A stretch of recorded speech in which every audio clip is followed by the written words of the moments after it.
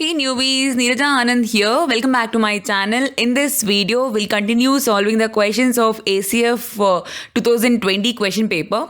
Okay, the question that you are solving now is from profit and loss.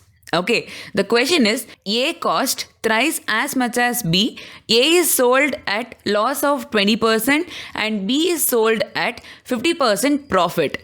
If the selling price of A is 900 more than the selling price of B, then the cost price of A is. There is a very simple way to solve this question. Okay, let's understand this question properly. A cost thrice as much as B. Let's assume cost price of B is 100 rupees.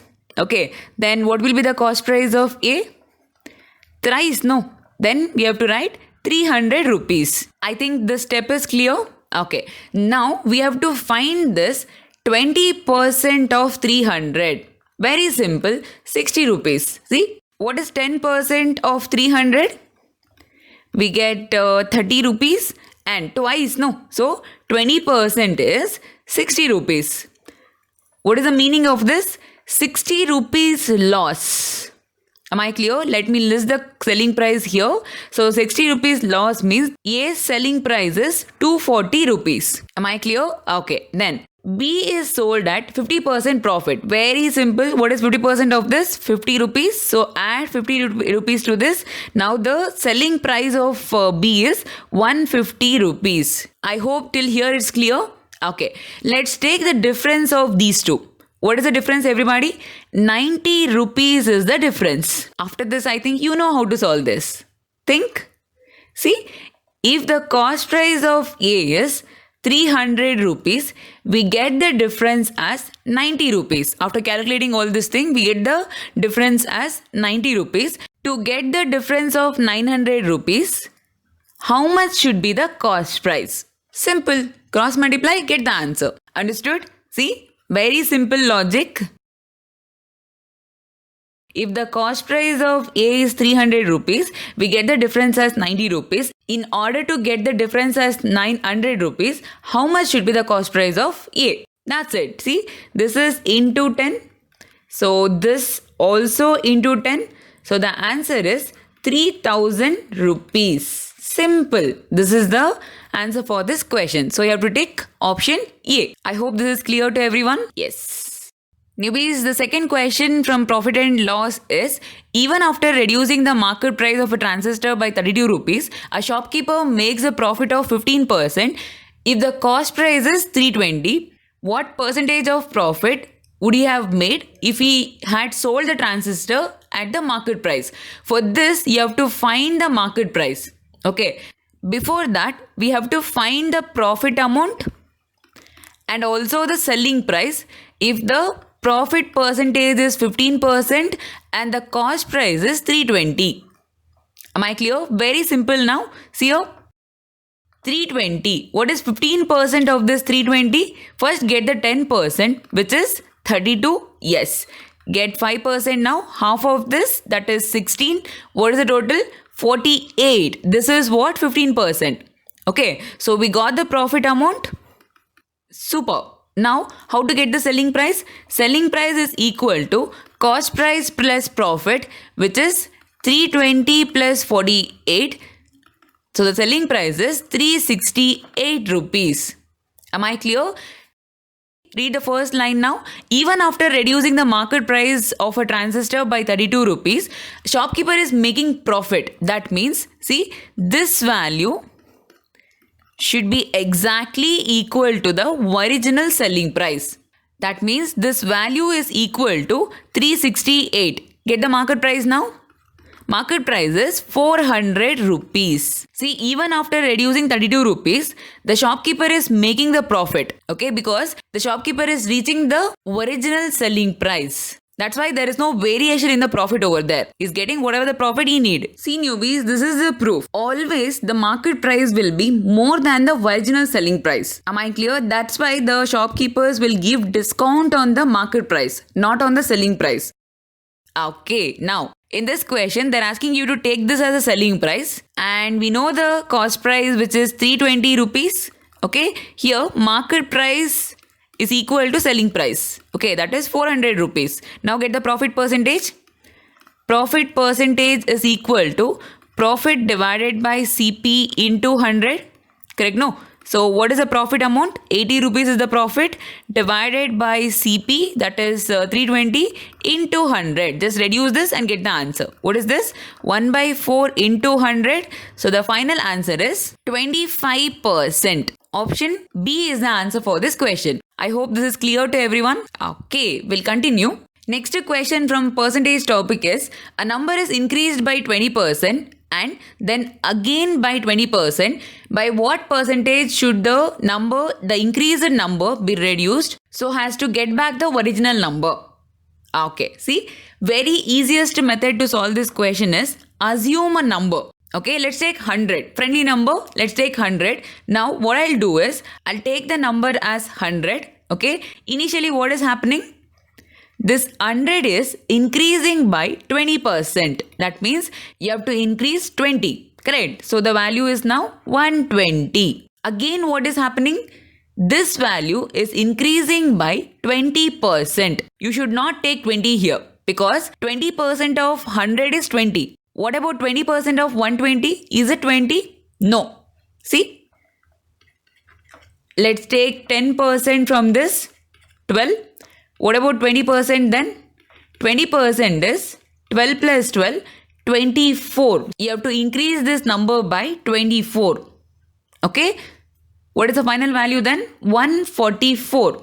Most of you, what you do is, see, initial 20% and again 20%. So you take 40% increase, 100 rupees to 140. Like this you take. This is wrong. You should not take like this.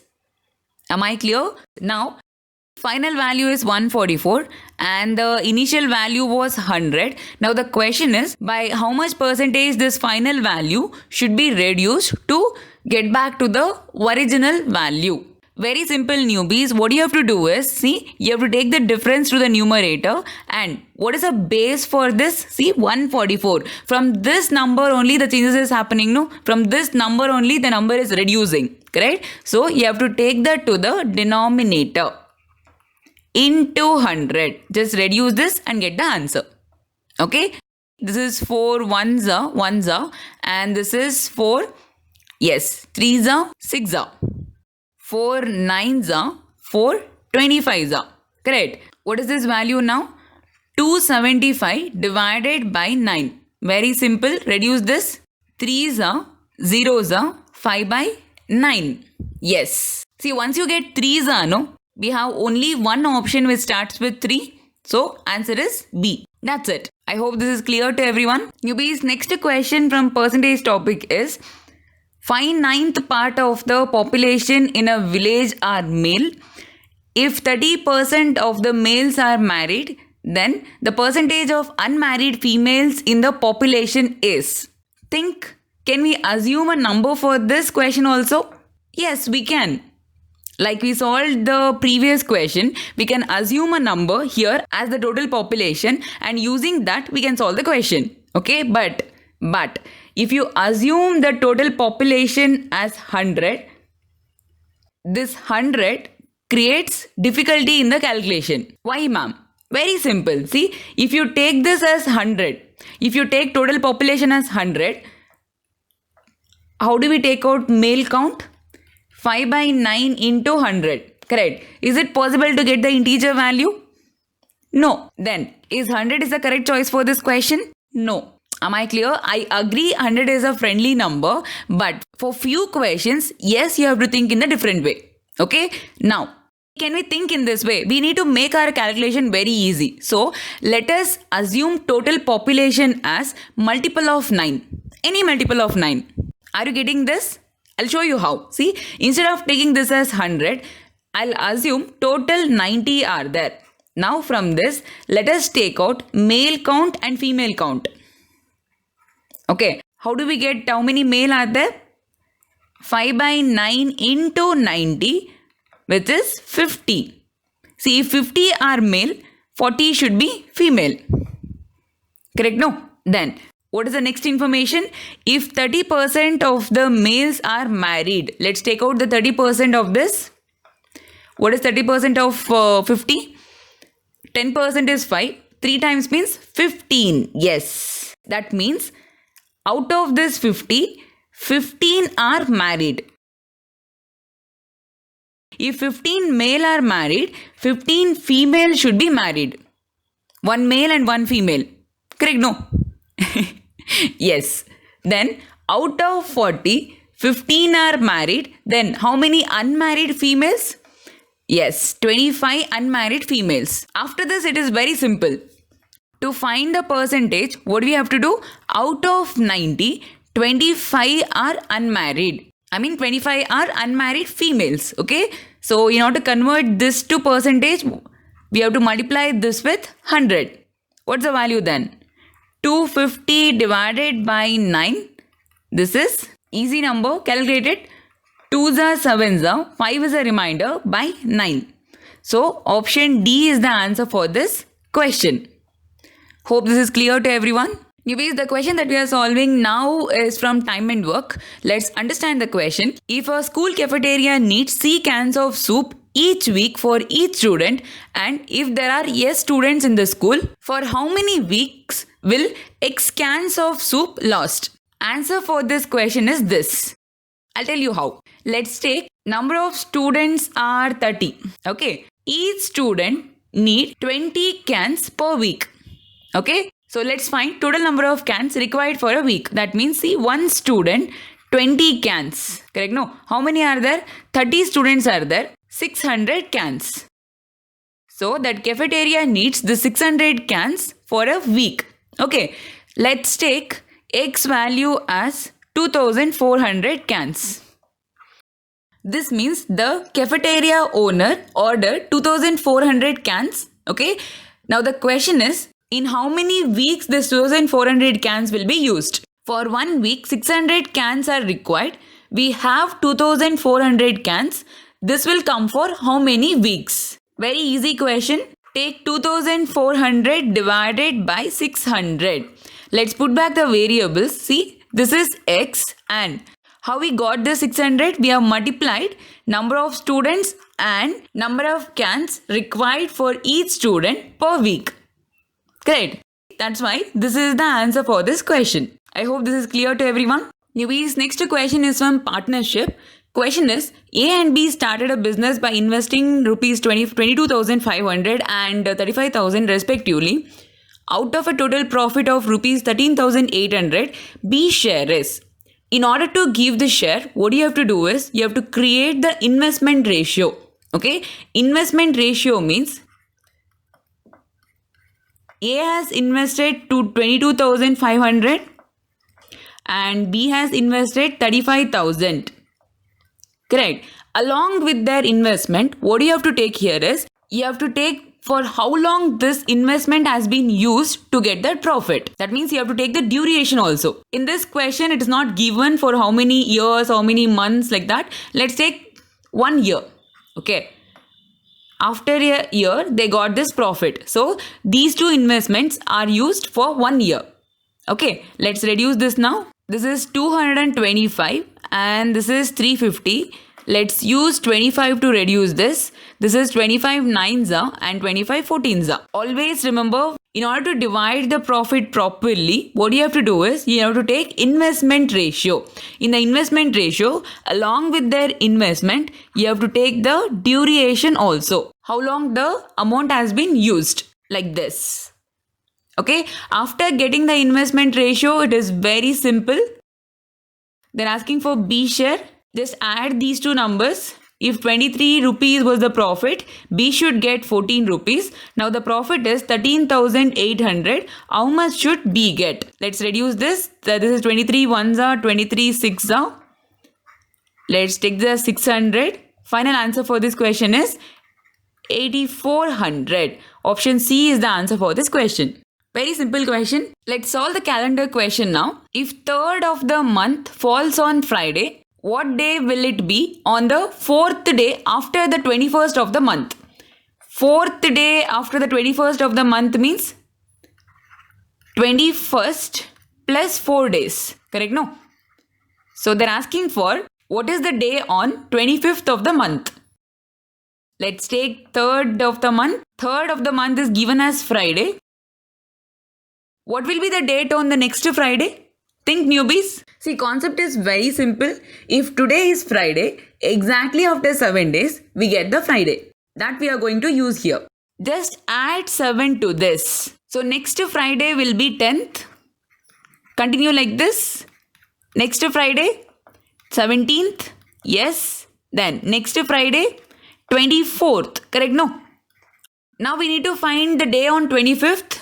What's the answer, newbies? If 24th is Friday, what is 25th? 25th will be Saturday. That's it. Hope this is clear. Very simple question. Yes, we'll continue. Next question is from the topic progression. Let's read the question. Sum of the series. Okay. 1 into 3 square, 2 into 5 square, 3 into 7 square, up to 20 terms. You have to find the answer for this. Let's take the numbers now.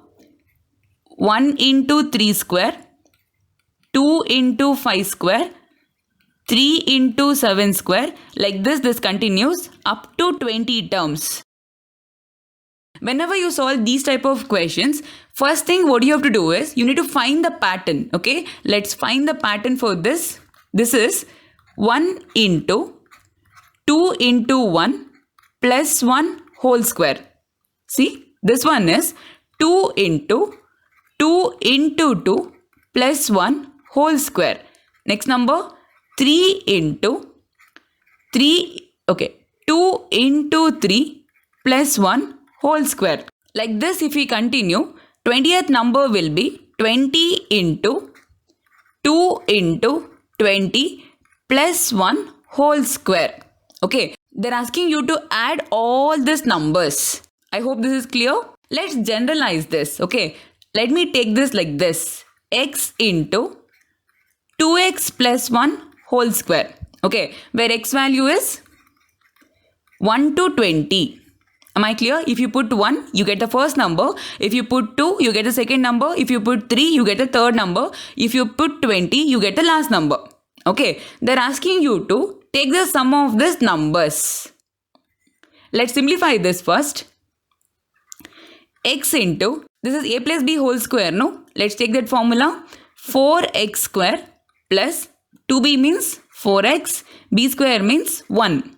Okay, let's put this x inside. 4x cube plus 4x square plus x. Okay, they're asking you to take the summation of these numbers. Okay, so let's rearrange this properly. 4 into summation of x cube plus 4 into summation of x square plus summation of x. Okay, ma'am, what do you mean by this? This meaning is you have to take the sum of all the 1 to 20 cubes. That means 1 cube, 2 cube, 3 cube, up to 20 cube. That is the meaning of this. Summation of x square means you have to take the sum of all the 1 to 20 squares. That means 1 square, 2 square, 3 square, up to 20 square. Okay. Summation of x means just you have to add all the numbers from 1 to 20. Okay. To get these three summation in the easier way, we have formulas. Let's use that formula to continue this solution. Okay. See, newbies, these are the formulas. Okay. This is sum of n natural numbers. In the place of sigma x, you have to place this formula, and this is for sum of the n square numbers. In the place of sigma x square, you have to place this formula. Then this is for sum of n cube numbers. In the place of sigma x cube, you have to place this formula. Sum of n natural numbers formula is n into n plus 1 divided by 2. Sum of n square numbers formula is n into n plus 1, 2n plus 1 divided by 6. Yes. Then sum of n cube numbers formula is n into n plus 1 divided by 2 whole square. If we simplify this, we get n square into n plus 1 whole square divided by 4. Yes, let's use this now. Newbies, what was our last equation? 4 into sum of x cube plus 4 into sum of x square plus summation of x. Correct? No? Okay. Now, 4 into n square into n plus 1 whole square divided by 4 plus 4 into n plus 1 2n plus 1 divided by 6 plus n into n plus 1 divided by 2. Okay, ma'am, after placing it, what do we have to do? Very simple. N value is 20 terms. Okay, just replace it and get the answer. See, 4 get cancelled and then 2 2s are, 2 3s are. Then what is the first number? 20 square into 21 square. Second number 2 into 20 into 21 into 41 plus 20 into 21 divided by 2. Okay, we must divide by 3 here. I hope this is clear. Just simplify this and get the answer. What is this first number? 400 into 441. Second number, this is 1s are, 7s are. This is 40 into 287 plus. This is 1s are, 10s are, 210. Correct? No? Yes, 210. Then let's simplify this. First number is 176400. Second number is 11480.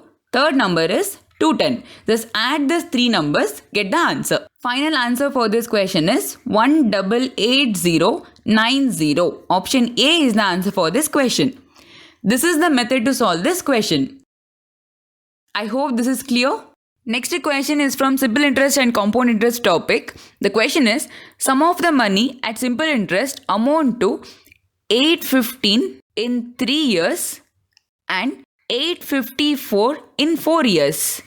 I hope you know the concept of simple interest. Every year, simple interest will be same. Correct? No?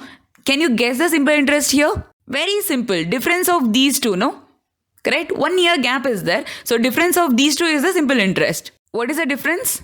39 is the difference. Correct? This is the interest then.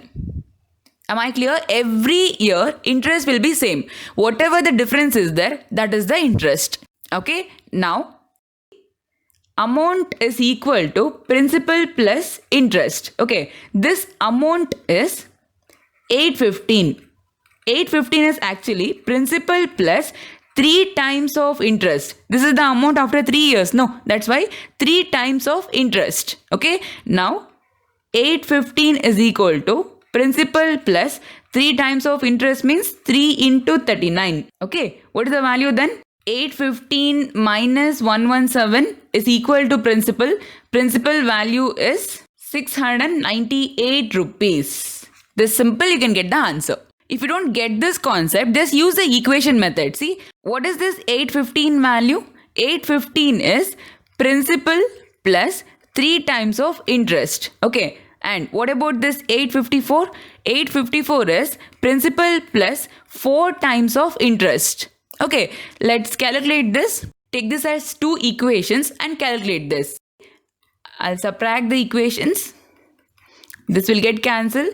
We get I value as 39. That's it. Same thing we got here. After getting I, just replace that to this equation or this equation. You will get the answer. So the answer for this question is option C. Let's continue now. This is the last question of this video. Let's read the question. In how many years will rupees 500 amounts to rupees 881.7 at 12% per annum compound interest? Okay. What is the formula for amount in compound interest? Amount is equal to principal into 1 plus R divided by 100 whole power T. Correct? No. They are telling initially it was 500 rupees with 12% per annum rate of interest. After how many years it will become 881.7 rupees. You have to find the value of T here. Okay, let me show you how to find it. These are not friendly numbers. Okay, let's go year by year and let's use the options to solve this question. That is the best approach for this. To get the interest value of the respective years, what you have to do is just find 12% of the principal and add that 12% value to the principal. You will get the amount. Okay, let's take the principal. Principal is 500. Okay, then let's take the 12% of this value. What is 12% of this value? 10% is 50, 1% is 5. Correct? No, 10% is 50 and 1% is 5. One more 1% is 5. So total 12% is 60. This is the interest for the first year. So after 1 year, this will amounts to 560. Okay, then what do you have to do? For the next year, you have to take the amount as the principal. Okay, then let's find out 12% of this. 10% is 56, 1% is 5.6, another 1%, 5.6, total is 67.2. Correct. So let's get the amount here. Amount is equal to 627.2. Okay. Now, this is the value of the amount after 2 years. Okay. This is after 1 year and this is after 2 years. Let me write it. After 1 year, after 2 years. Okay. Then, let's take the principal value now. This is the principal value for the third year. Okay. Let's get the 12% of this. 10% is 62.72. 1% is 6.272 and again 1%, that is 6.272. What is 12% then? 75.26. Let's take 2 digits after the decimal point. Okay. Then what is the amount value after 3 years? We get, just you have to add this to this. Okay. We get 702.46. This is after 3 years. Okay.